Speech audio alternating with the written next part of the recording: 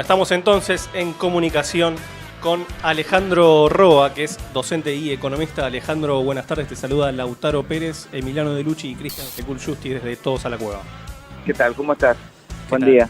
Buen día, Alejandro. Sí, buen día. Ya no sé ni si es el mediodía, la tarde. No comimos, entonces, bueno, estamos ahí viendo si es buen día o buenas tardes. Buen día, buen día. Pero es buen día. Bueno, Alejandro, te queríamos consultar un poco cómo veías, vos, obviamente desde el plano de la economía, no sé si tuviste la oportunidad de ver un poco lo que dijo el presidente Macri sobre el tema, sobre algo fundamental que dijo, que es que el poder adquisitivo de los trabajadores está superando a la inflación, o por lo menos lo superó en estos 2 años. No sé si tuviste la oportunidad de escuchar eso. Mirá, sí, en realidad lo que pasó el año pasado, digamos, es que por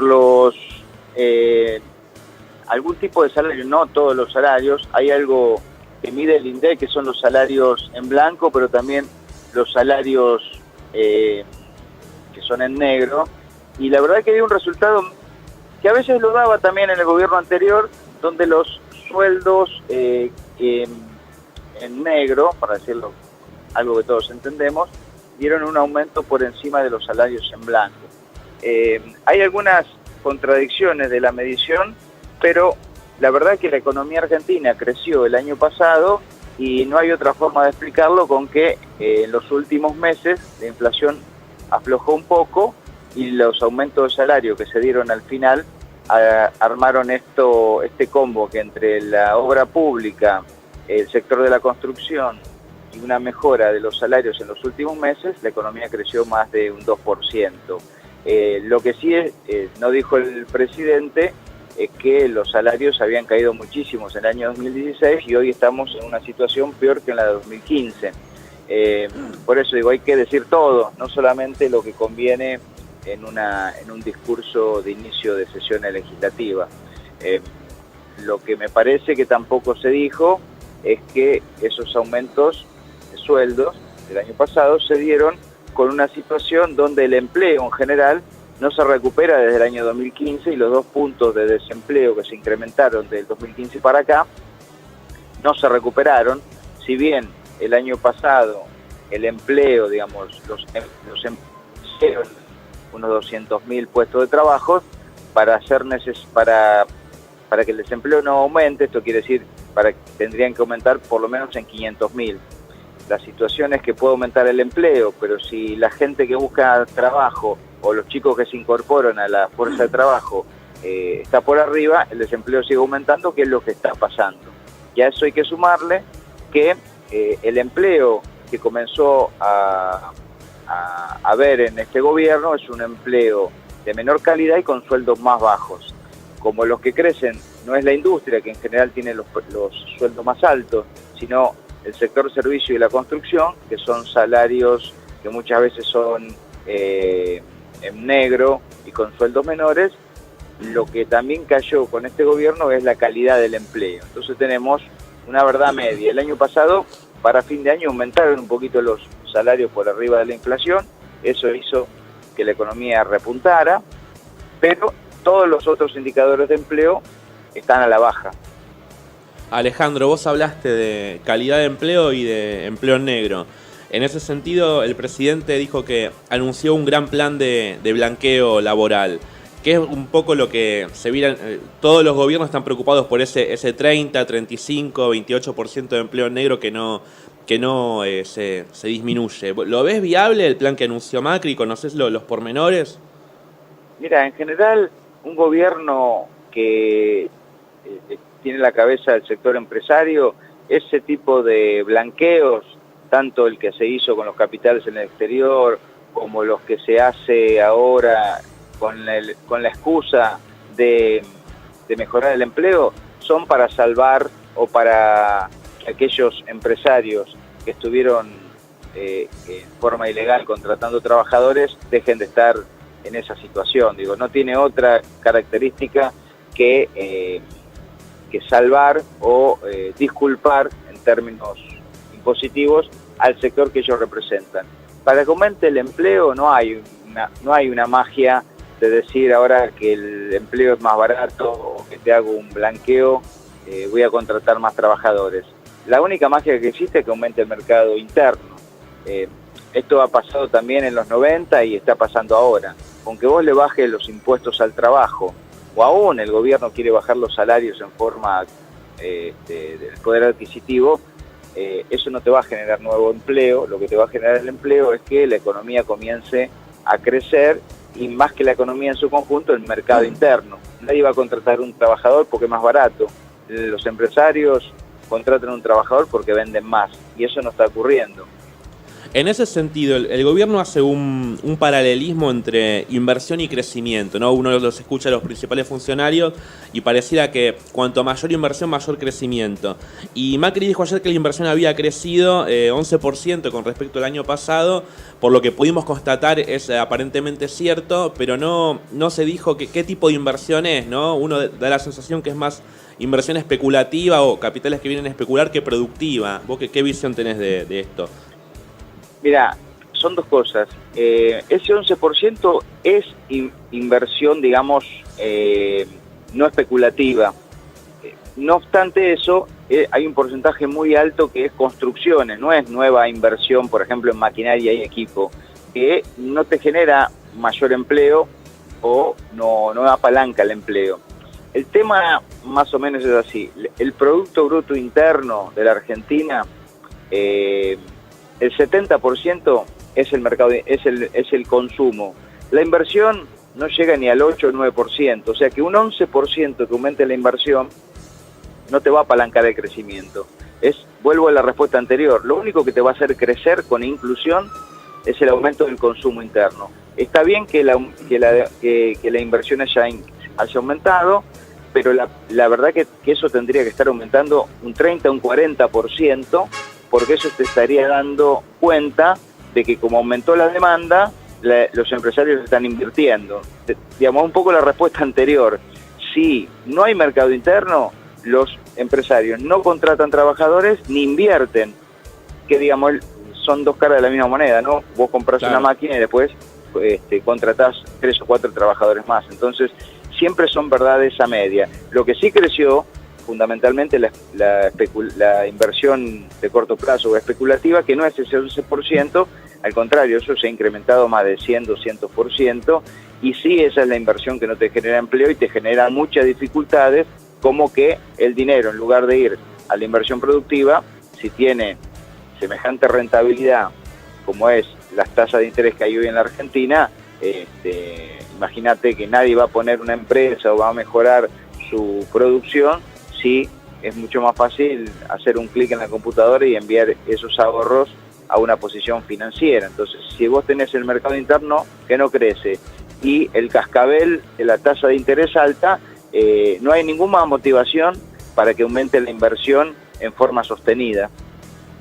Alejandro, una de las cosas que dijo el presidente durante el discurso fue que eligieron el cambio con gradualismo, y dice que algunos sectores, nosotros suponemos que también algunos sectores dentro del gobierno también, piden el shock con ajuste, pero nosotros vinimos a reducir la pobreza. Eso es lo que dijo Mauricio Macri. Nosotros lo que evaluamos es que, por un lado, vemos que está quizás los Melconian o los Esperdo, los Milei, por decirlo de una manera, son los que piden un poco más de shock de ajuste, y por el otro lado está el equipo económico, comandado en parte también por el jefe de gabinete, Marcos Peña, y la jefatura de ministros justamente, en donde ellos lo que dicen es que estamos haciendo algún tipo de ajustes económicos o corrigiendo algunas variables económicas, pero gradual. ¿Cómo ves esta disputa interna en el gobierno? Mira, son valores relativos, no sé a qué se llama ajuste, digamos, ¿qué pensaban los que querían hacer un ajuste, digamos, de shock, digamos, tirar una bomba atómica? Porque en realidad lo que ha pasado acá es que ha habido un ajuste en términos de empleo, de ingresos de la población y de transferencia a los sectores, por ejemplo, a los sectores del campo, a las empresas de energía, a las empresas de combustible, y no hay ningún resultado a la vista. Los problemas que había en el año 2015 no solamente siguen existiendo, sino que se han profundizado, y el que se ha profundizado es el talón de Aquiles de este gobierno, que es el incremento de la deuda externa. La discusión me parece que es una discusión para posicionarse en un lugar de confort del gobierno, que es aquellos que no hicieron el gran ajuste que les pedían algunos sectores. La verdad es que no sé si se quedaron a mitad de camino pero los resultados en términos de variables macroeconómicas y de resultados concretos en el bienestar de la gente han sido nefastos y con una pesada herencia en serio, que es la deuda que todos los argentinos vamos a tener que pagar cuando este gobierno deje, digamos, de estar en el gobierno. Hoy por hoy, te diría que la situación para este año va a ser una situación bastante delicada, porque la deuda que tomó el gobierno hoy es más cara y los capitales que antes venían alegremente a la Argentina porque no había, digamos, porque era una rentabilidad muy alta, hoy con los mismos indicadores que construyó el gobierno en términos de confianza o en términos de posibilidad de no pago, van a hacer que esos capitales, para prestarte y renovarte todo lo que estuvimos pidiendo prestado, va a ser más caro. Y a esto le tenemos que sumar que Estados Unidos tiene una política muy agresiva de retorno de sus capitales productivos y financieros al interior de Estados Unidos por una política que tiene, por ejemplo, de aumentar la tasa de interés o de un gran plan de infraestructura que va a ser más difícil para el gobierno renovar la deuda que ya ha tomado o tomar deuda nueva. Y si lo hace, va a ser más caro. ¿Qué es más caro para todos los argentinos? No es más caro para el ministro Caputo, que en 1 año, 2 años a lo mejor se va a su casa a disfrutar de todos los capitales que tiene en el exterior, después de habernos metido en esta situación te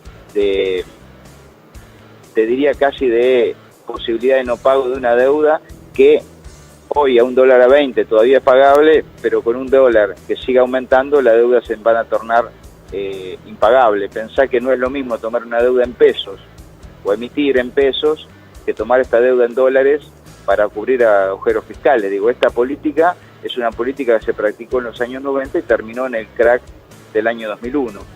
Si eso no va a pasar ahora es porque todavía existe un mercado internacional que se sigue financiando, pero la situación a la que vamos, y si el mercado financiero deja de financiar estos déficits, la situación se puede tornar explosiva. El gobierno lo sabe, por eso hoy la palabra que más se escucha entre los voceros del gobierno es tratemos de perdurar hasta el año 2019. Con respecto a lo que estabas mencionando recién de la deuda, y para ir cerrando ya, uno de los caballitos de batalla, digamos, que esgrimió el presidente Mauricio Macri, también que lo ha dicho Marcos Peña, es que iban a dejar de tomar deuda, por lo menos lo que se dejó ver en algunas versiones a principio de año era que iban a seguir tomando deuda hasta el 2020, pero por otro lado ellos dicen vamos a dejar de tomar deuda cuando se reduzca el déficit fiscal. Ahora, si tomamos datos de la Asociación Argentina de Presupuesto y Administración Financiera Pública, ellos dicen que en 2015 había un 4,8% de déficit fiscal y en 2017 hay un 6%. O sea, aumenta el déficit fiscal y aumenta también la deuda. ¿A futuro esto cómo entra en la ecuación? Bueno, se va a tornar, digamos, explosivo, porque ellos dicen vamos a bajar el déficit y por el otro lado toman deuda, que te aumenta el déficit. Puede ser que bajen el déficit en los rubros que no deberían bajarse, por ejemplo, en salud, en educación, que baje ese tipo de inversión, entonces ahí puede estar bajando el déficit, pero el otro rubro, que es el pago de intereses, está aumentando. Ese 6% que dice la ASAP, que es donde vos sacaste esa información, hay que sumarle luego los déficits de las provincias y el déficit del Banco Central y te llega a un 10%, que son cifras que veíamos recién en la época de Alfonsín antes de la hiperinflación. O sea que el gobierno, por esta suerte de blindaje mediático que tiene, y hoy ya se le empieza a desvanecer porque sus propios economistas ya están dando cuenta de esta situación macroeconómica complicada, estamos hemos retrocedido 20, 25 años en términos macroeconómicos, y esto lo que va a imposibilitar es un crecimiento a largo plazo, porque si vos tenés que el crecimiento que vos podés tener o los excedentes los tenés que mandar al pago de la deuda externa, no te queda nada para, por ejemplo, mejorar la situación de empleo en la Argentina. Y a esto si le sumamos que acaban de poner al mando de la AFIP, o sea, del sector de la recaudación, a una persona, no solamente que tiene todos sus ahorros en el exterior, sino que es un especialista en fuga de capitales y en evasión impositiva, toda la ecuación cierra. Tienen un ministro de Finanzas, que es el ministro de Endeudamiento del argentino, y ahora pusieron en la AFIP a un director que es el maestro de la evasión impositiva, o sea que lo que va a recaudar la AFIP va a ser para pagar la deuda. Digo, una situación que vivimos cerca del 2001 cuando el director de la AFIP en ese momento nos lo puso el Fondo Monetario Internacional. Hoy lo puso el Sistema Financiero Mundial, con lo cual nos acercamos peligrosamente a una situación que se había alejado hasta el año 2015 y que por las políticas de este gobierno hoy lo tenemos cada vez más cerca. Bueno, la verdad que todo muy claro, no sé si le quedó algo en el tintero a Emiliano. Bueno, Alejandro, te agradecemos entonces estos minutos que compartiste con nosotros. No, gracias a ustedes y que tengan buen día o buenas tardes para los que... Cualquiera de los dos. Bueno, muchas gracias.